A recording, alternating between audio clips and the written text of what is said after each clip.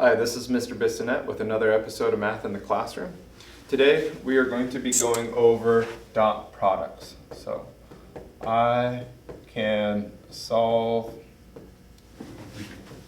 dot products.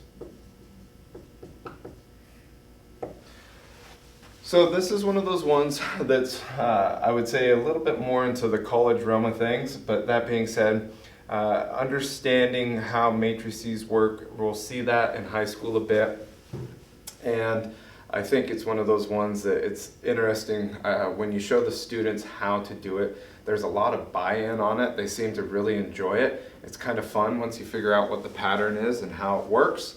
So as far as this year goes, we were needing a little change in the classroom, so this is one of the ones that I introduced.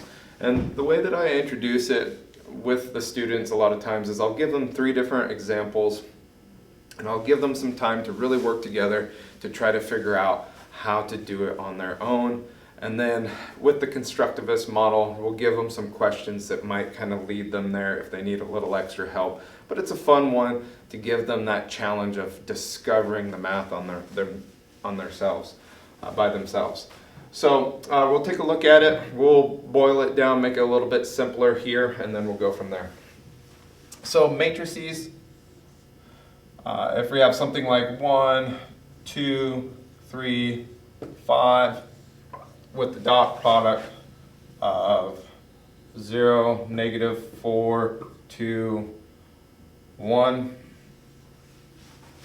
Now, when it comes to explaining these, it's way harder to explain it than it is to kind of show it. But that being said, we'll build the matrix down here that will show each of the steps, and then we will solve it and show you what the solution is. So the best way to explain it is going with this motion right here. So we're going to repeat this motion. Okay? Then we come down to here, we're going to repeat that same motion. Once you get that motion, I think that's kind of the best way to explain these. And it was kind of fun and interesting to see some of my students when they were discovering it on their own. I had one of the students actually show that to another student as well. Again, not a whole lot of words to that, but once you figure out that, I think that's the best way to look at it. So what we mean by that is we're going to take this 1 and this 2. The 1 is going to multiply that 0. The 2 is going to multiply that 2. And then we're going to add those together. And then we repeat that. The 1 would multiply that -4. The 2 would multiply the 1. And then we would add those together. So if we were to build a big one, the way that that would look is the first value is going to be 1 times 0 plus 2 times 2. The next value would be 1 times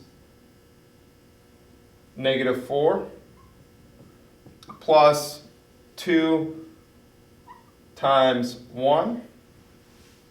That's going to be our top row.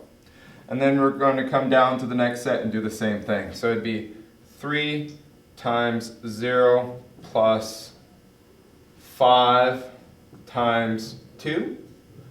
And then the final value would be 3 times -4 plus 5 times 1. Okay, then we just simplify it down. So our final solution would be 1 times 0, which is 0 plus 4. So we're going to have 0 plus 4, which is 4. Here we would have -4 plus 2, which is going to be -2. Here 3 times 0 is 0, 5 times 2 is 10. And here we would have 3 times -4, which is going to be -12. And -12 plus the 5 is going to be -7.